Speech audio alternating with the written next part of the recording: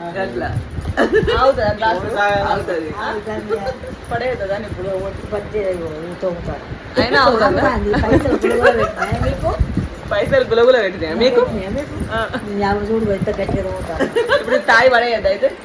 పడే గ్లాస్ లో పట్టుకొని తోముకొని దాచుకుంటుందంట మా అమ్మకి ఇట్లుంటాయి. మా తమ్ముడు పడేయాలని తీసుకొస్తే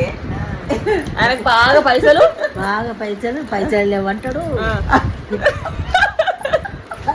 పైసలు లేవంటాడు పైసలు పొదుపు చేసుకోరా కదమ్మా ఎక్కిస్తాను ఇంకొంచెం అట్లుంటది అక్క తమ్ముడు వేస్ట్ రావు మంచి తోమి గ్లాస్ ఈ మజా తాగకుండా ఫస్ట్ తోమి చెక్ చేసుకుంటాను గ్లాస్ లో